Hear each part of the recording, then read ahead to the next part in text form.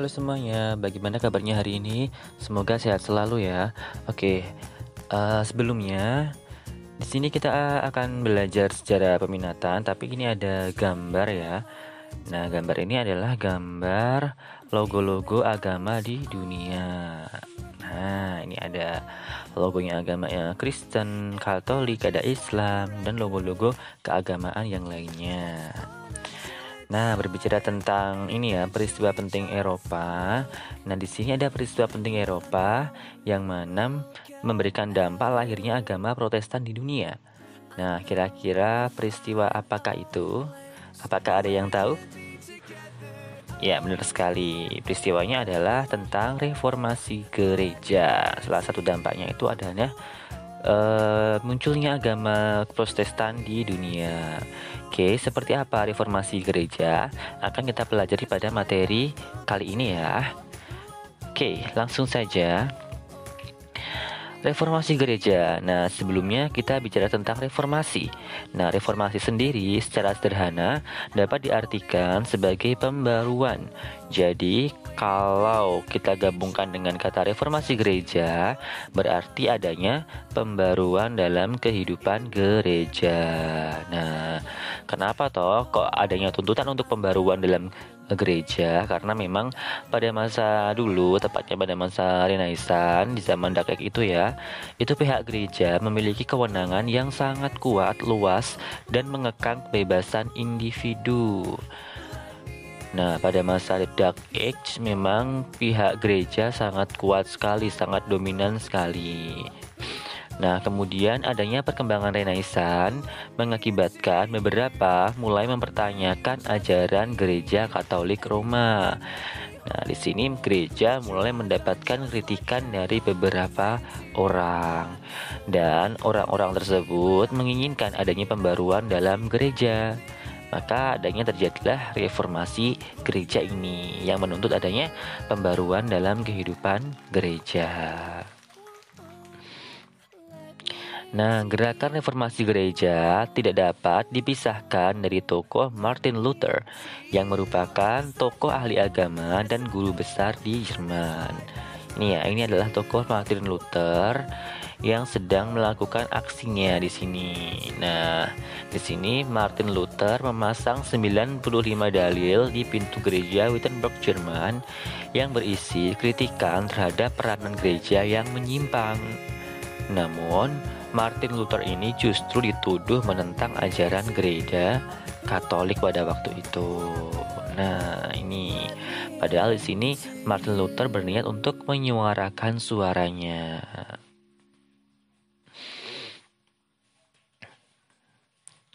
Kemudian adanya latar belakang reformasi gereja. Jadi selain adanya Martin Luther menyuarakan suaranya, kira-kira latar belakang lainnya adalah apa ya? Oke, yang pertama di sini adalah adanya penyimpangan yang dilakukan oleh gereja Katolik seperti adanya penjualan surat Al-Flat, yaitu surat penghapusan dosa. Jadi ini kegiatan gereja itu banyak yang dijual belikan, kemudian di pihak gereja juga banyak korupsi, kemudian kolusi dan nepotisme gitu. Kemudian juga perkembangan humanisme yang menyebabkan banyak orang dapat membaca dan menerjemahkan Alkitab dengan sebenar-benarnya. Nah, karena kan ini pada mulanya hanya kaum rohaniwan yang boleh membaca dan menafsirkan Alkitab saja. Namun, seiring perkembangan zaman, banyak orang yang mulai bisa membaca dan menerjemahkan Alkitab. Kemudian di sini Paus mempunyai kekuasaan besar, yaitu sebagai pemimpin agama dan juga kepala negara. Makanya keadaan ini menimbulkan ketidakpuasan di antara raja-raja sehingga berujung pada perselisihan. Karena memang pada masa ini pihak gereja ini sangat dominan sekali ya. Pihak gereja sangat dominan sekali dalam urusan ketatanegaraan. Semua harus tunduk pada kegiatan gereja. Semua harus tunduk pada doktrin-doktrin dan dogma-dogma gereja. Kemudian perkembangan reformasi gereja di Eropa.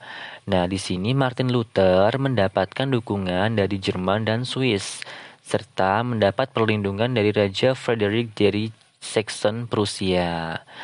Nah, di sini Martin Luther dibawa ke kota Wartburg, Jerman. Namun, di kota ini, ia berhasil menerjemahkan Alkitab atau Kitab Injil dalam bahasa Jerman dan mendirikan gereja bernama Lutheran. Kemudian di sini Martin Luther ini mulai mendapatkan banyak pengikut.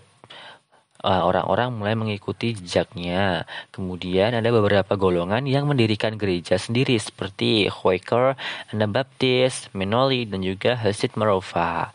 Nah, gerakan-gerakan mendirikan gereja-gereja sendiri ini disebut sebagai gerakan Protestan. Nah, gerakan Protestan ini mulai muncullah yang namanya Kristen Protestan nih di sini. Mulai muncul Kristen Protestan. Nah, sebenarnya gerakan Protestan ini adalah gerakan yang menginginkan ajaran agama berdasarkan Alkitab kembali seperti awal. Jadi kembali seperti sebagaimana semestinya. Nah, di sini ada tokohnya ya, tokoh pendukung ajaran Martin Luther ialah Ulrich Zwingli dan juga John Calvin di sini. Inilah tokoh yang menginginkan adanya gerakan Protestan. Kemudian di sini ada pertentangan reformasi gereja dan juga ada kontrareformasi. Jadi di sini adalah memunculkan kaum kontrareformasi. Nah, sebenarnya kontrareformasi ini adalah segala bentuk usaha gereja Katolik untuk membendung, menandingi, dan melawan gerakan keagamaan yang dipelopori oleh Martin Luther. Jadi di sini kayak bentuk pertentangannya orang-orang yang menentang ajaran Martin Luther gitu. Nah, gerakan kontra-reformasi ini dimulai ketika Paus Pius kelima mendorong penyebaran dan pengajaran agama melalui ordo biarawan Italia yang disebut dengan Kapusin. Selain di Kapusin ini, dia juga mendirikan serikat Jesuit untuk menyebarkan agama Katolik. Nah, puncak adanya kontra-reformasi ini adalah penyelenggaraan Konsili Trente. Nah, Konsili Trente ini membahas tentang pembaruan-pembaruan di gereja. Di sini terjadi pada tahun 1545 ya. Nah, mulailah nih terang-terangan membentuk yang namanya tandingan atau kontra-reformasi ini untuk mempertahankan agama Katolik di sini. Nah, dampak dari Konsili Trente ini ada beberapa. Di antaranya yang pertama adanya Eropa ini terbagi menjadi dua wilayah agama, yaitu wilayah Eropa Timur didominasi Protestan, sedangkan kaum Katolik di Eropa Selatan. Selain itu juga memicu adanya perang saudara. Selain pertentangan agama juga memicu perang saudara baik di bidang ekonomi, politik maupun bidang sosial. Kemudian di sini juga memicu masalah politik seperti di Belanda, yaitu terjadinya revolusi di pemerintahan. Kemudian berkembangnya seni barok, yaitu seni ini ya. Contohnya seni barok ini adalah lukisan Mona Lisa karya Leonardo da Vinci. Ini dampak dari adanya Konsili Trente. Nah, selain adanya kontrareformasi tadi yang memunculkan Konsili Trente, juga menyebabkan adanya perang 30 tahun. Jadi pertentangan antara Katolik dan juga Protestan ini memunculkan perang 30 tahun. Nah, di sini ada fase-fase ya. Fase-fase perang 30 tahun. Yang pertama ialah fase Bohemia yang ditandai dengan perang saudara di wilayah Bohemia. Kemudian fase kedua itu adalah fase Denmark, di mana Raja Christian keempat dari Denmark berpartisipasi membela kaum Protestan. Sedangkan Jenderal Perang Liga Katolik, Wallenstein, terlalu kuat. Makanya Raja Christian ini mengalami kekalahan sehingga pihak Protestan mengalami kekalahan. Kemudian fase ketiga ini diawali dengan kedatangan Raja Swedia, Gustavus Adolphus di tanah Jerman. Fase ini disebut sebagai fase Swedia. Kemudian fase keempat disebut sebagai internasionalisasi. Nah, perang 30 tahun karena bergabungnya Perancis, Belanda, Skotlandia, dan sejumlah tentara bayaran Jerman yang disewa raja-raja Protestan Jerman untuk memperkuat Kuba. Kemudian fase 1 dan fase 2 ini berlangsung selama 10 tahun, di mana Bohemia sepenuhnya menjadi Katolik di bawah kekuasaan Ferdinand kedua. Sedangkan fase keempat ini berlangsung lama dan disebut sebagai stalemate atau imbang. Tidak ada pihak yang menang karena keterbatasan logistik. Kemudian situasi stalemate ini mendesak para penguasa membuat perjanjian damai. Nah, jadi perang 30 tahun ini berakhir dengan jalan damai, yaitu adanya perjanjian Westphalen pada tahun 1648 yang berisi yang pertama di sini adanya pengakuan kekuasaan atas kedaulatan tiap-tiap negara atau kekuasaan nasional. Jadi perjanjian ini meletakkan penentuan nasib sendiri suatu bangsa. Jadi silahkan bangsanya bolehlah kamu mau menganut agama apa, menganut faham apa, dipersilahkan. Nih, karena memang pertentangan antara kaum Protestan dan kaum Katolik ini tidak hanya berdampak pada kegiatan agama saja, tidak perang agama saja, namun perangnya ini melebar ke politik, ekonomi maupun sosial. Nah, sepertinya ini ya, faham ini. Jadi menentukan nasibnya sendiri. Kemudian yang kedua, adanya pengakuan atas kebebasan beragama di tiap-tiap negara. Umat Katolik dan Protestan dinyatakan setara di hadapan hukum. Jadi sama antara Katolik dan Protestan ini sama di badan hukum. Bahkan ini juga adanya muncul aliran baru ya, selain aliran Protestannya Luther, juga ada aliran Protestan yang bernama Calvinisme. Nah, ini juga diberikan pengakuan resmi di sini. Kemudian di sini adanya pengakuan atas prinsip Sius regio dan eius religio, yang berarti tiap negara berdaulat berhak memutuskan sendiri agama resmi mereka.